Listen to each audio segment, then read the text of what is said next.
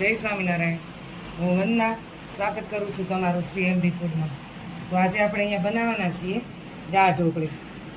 તો દાળ ઢોકળીમાં કઈ કઈ સામગ્રી જોઈએ છીએ તે જોઈ લઈએ। સૌપ્રથમ મેં અહીંયા 1 વાટકી તુવેરની દાળ લીધી છે, 2 ટમેટા, 1 સરગવાની સિંગ, 4 આવા નાના નાના ટુકડા લીધેલા છે, લીંબુ, ઢોકળી બનાવવા માટે રોટલીનો લોટ અને મસાલા। તો ચાલો બનાવવાનું શરૂ કરીએ। સૌપ્રથમ એક કુકરમાં 1 વાટકી તુવેરની દાળ ઉમેરી દાળને બરાબર ધોઈ લેવાની છે।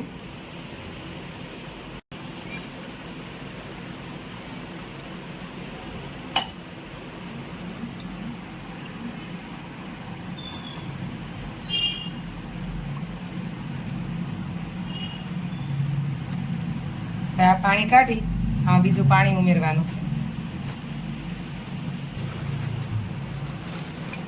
1 વાટકી દાળ લીધી છે અહીંયા આપણે, એટલે 1.5 ગ્લાસ પાણી નાખશું।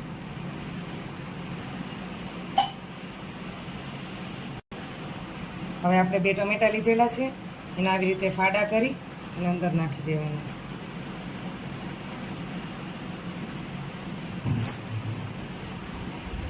અને બાફતી વખતે એમાં 1 ચમચી જેટલું મીઠું નાખવાનું છે।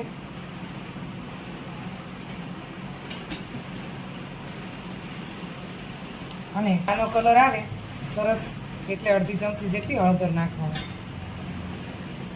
હવે આને ઢાંકણું ઢાંકી અને બાફી લઈશું। સૌપ્રથમ આપણે ગેસ ઓન કરીશું અને કુકરમાં 3 થી 4 વિસલ વાગે ત્યાં સુધી આપણે કુકરને બંધ રાખીશું। જ્યાં સુધી આપણી દાળ બફાય ત્યાં સુધી આપણે ઢોકળી માટે લોટ બાંધી લઈએ। તો સૌપ્રથમ લોટ લઈશું અને એમાં સ્વાદ પ્રમાણે મીઠું એડ કરીશું।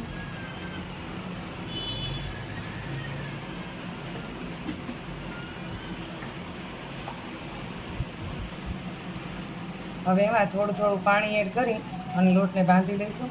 અત્યારે ઢોકળીમાં ખાલી આપણે મીઠું જ નાખવાનું છે, બીજું કાંઈ નથી નાખવાનું। થોડું થોડું પાણી નાખી આપણે લોટ બાંધી લેવાનો છે। અત્યારે લોટમાં ખાલી મીઠું જ નાખવાનું છે, બીજું કંઈ નથી નાખવાનું।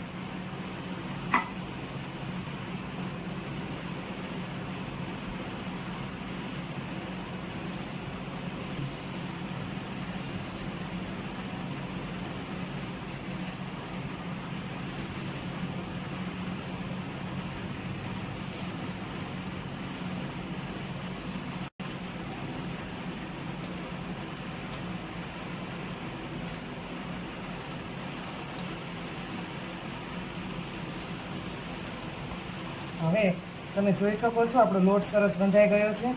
હવે એમાં થોડું તેલ નાખીશું।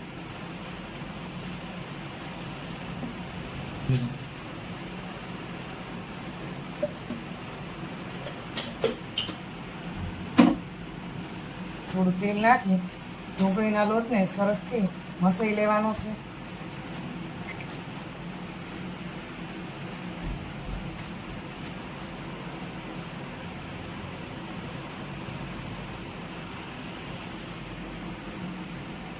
તમે જોઈ શકો છો આપણો લોટ સરસ બંધાઈ ગયો છે। હવે દાળ બફાય ત્યાં સુધી રાહ જોવાની છે। જો દાળમાં તમારે સિંગ નાખવી હોય તો તમે નાખી શકો છો। થોડા સિંગના દાણા લેવાના છે અને એમાં થોડું પાણી એડ કરી દાળ બફાય ત્યાં સુધી પલળવા દેવાના છે।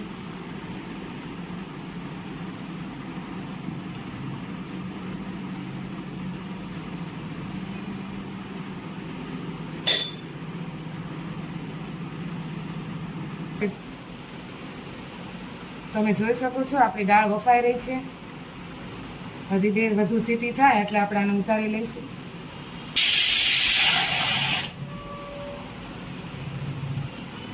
તો હવે આપણી દાળ બફાઈ ગઈ છે, ગેસ ગઈ છે, તો હવે આપણે ગેસ બંધ કરી દઈશું। દાળને ઓછામાં ઓછી 8 થી 10 મિનિટ ધીમા ગેસે ચડવા દેવાની છે। ચાલો હવે ગેસ આપણે કુકર ઉતારી લઈએ. ચાલો હવે કુકર ખોલીને જોઈ લઈએ. તમે જોઈ શકો છો આપણી દાળ સરસ બફાઈ ગઈ છે. અને હું તમને કહેતા ભૂલી ગઈ હતી, આમાં મેં સરગવો પણ નાખ્યો છે. સરગવાથી દાળની સુગંધ અને ટેસ્ટ બહુ જ સરસ આવે છે, તો તમે ઘરે જરૂરથી નાખજો. અહીંયા આપણે સરગવાની બધી શીંગોને બહાર કાઢી લઈશું. સરગવાનો પલ્પ જ અંદર નાખવાનો છે.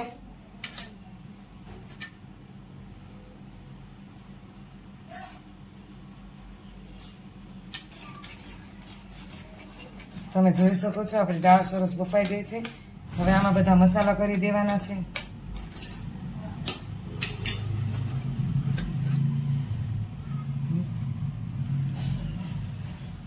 ચપટી હળદર નાખીશું.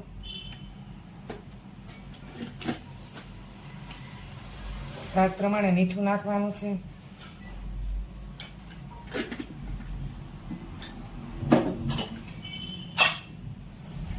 હું અહીંયા ખાંડ નાખું છું. તમે ગોળ પણ લઈ શકો છો.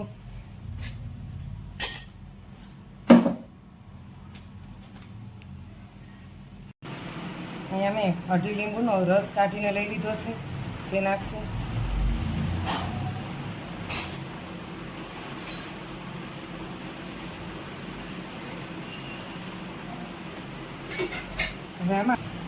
હવે આ સરગવો જે બફાઈ ગયો છે તેનો પલ્પ બધો આપણે દાળમાં ઉમેરી દઈશું.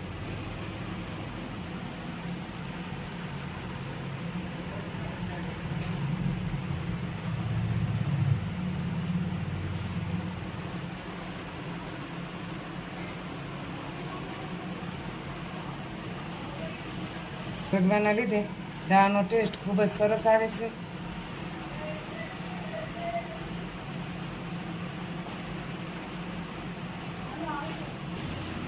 હવે દાળમાં બ્લેન્ડર ફેરવી લેવાનું છે.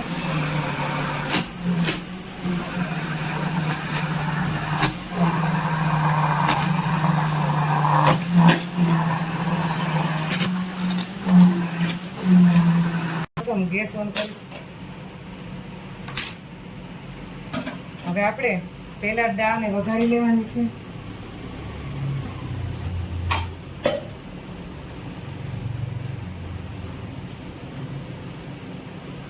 આમાં થોડું તેલ નાખશું.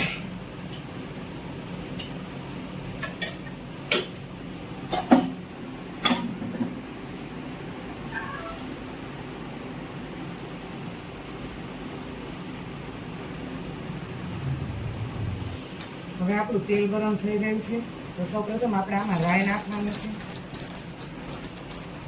1 ચમચી જેટલું જીરું, હિંગ, 2 થી 3 ચમચી જેટલા તલ નાખવાના છે.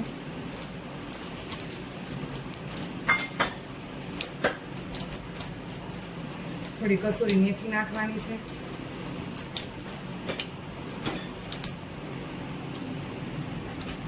તીખાશ માટે 1 થી 1.5 ચમચી ચટણી નાખવાની છે. અને તરત આપણે દાળ એડ કરીશું.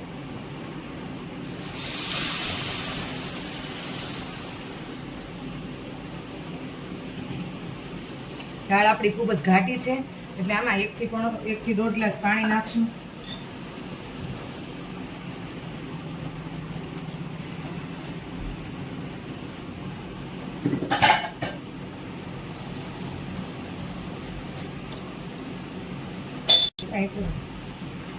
હવે આપણે જે દાણા લીધેલા છે તેનું પાણી કાઢી નાખવાનું છે ને દાણા દાળમાં નાખી દેવાના છે.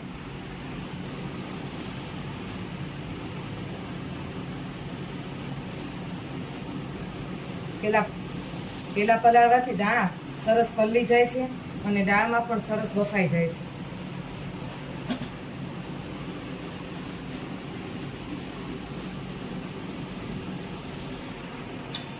દાળને થોડી વાર ઉકળવા દેવાની છે, પછી જ આપણે આમાં ઢોકળી નાખીશું.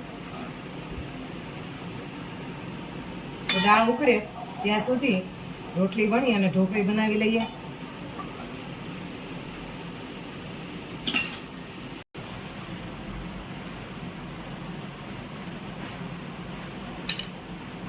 લુઓ બનાવી અને એની રોટલી વણી લેવાની છે.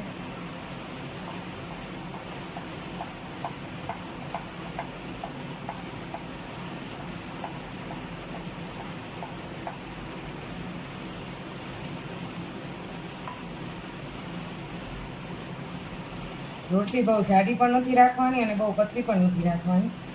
તમે જોઈ શકો છો રોટલીને આવી રીતે વણી લેવાની છે.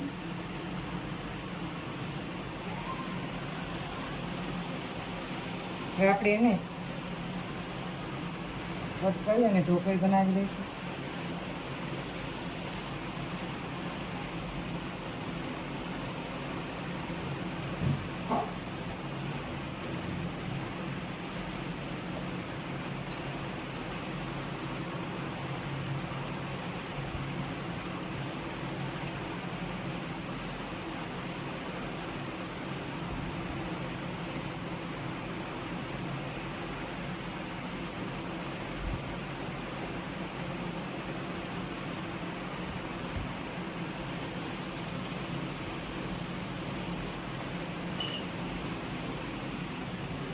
તમે જોઈ શકો છો આપણી દાળ ઉકળી ગઈ છે. તો હવે આપણે એમાં આ ઢોકળી એડ કરી દેવાની છે.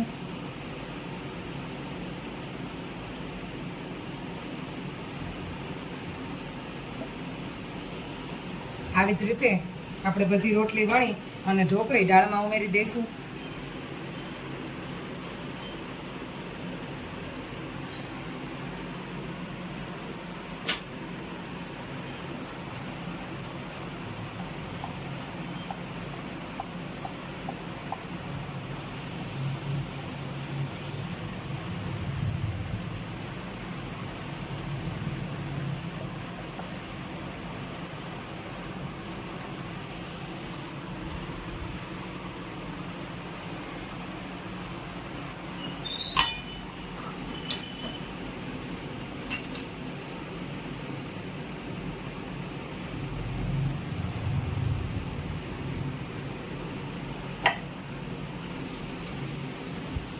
એક પછી એક બધી રોટલીની ઢોકળી બનાવીને આપણે દાળમાં ઉમેરી દઈશું.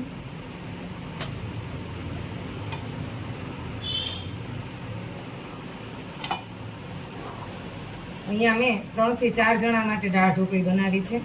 તો અહીંયા હું 5 થી 6 રોટલીના ઢોકળી બનાવીને ઉમેરીશ. તમે જેટલા માણસો હોય એ રીતે ઉમેરી શકો છો.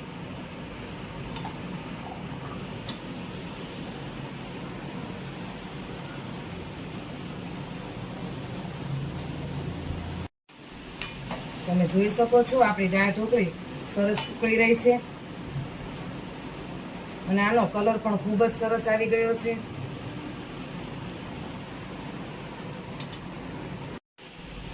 જોતા જ ખાવાનું મન થાય તેવી આપણી દાળ ઢોકળી તૈયાર છે. તો આપણે હવે આને સર્વ કરી લઈશું. તો હવે આપણી દાળ ઢોકળી સરસ બનીને તૈયાર છે. તો જો તમને મારી આ રેસીપી ગમી હોય તો મારી ચેનલ શ્રી હેલ્ધી ફૂડને લાઈક કરજો, શેર કરજો અને સબસ્ક્રાઈબ કરજો અને બેલ આઇકન દબાવવાનું ભૂલતા નહીં. અને કોમેન્ટમાં જરૂરથી લખીને મોકલજો તમને આ રેસીપી કેવી લાગી. તો ચાલો ફરી મળીએ નવા વિડીયો સાથે, નવી રેસીપી સાથે. જય સ્વામિનારાયણ.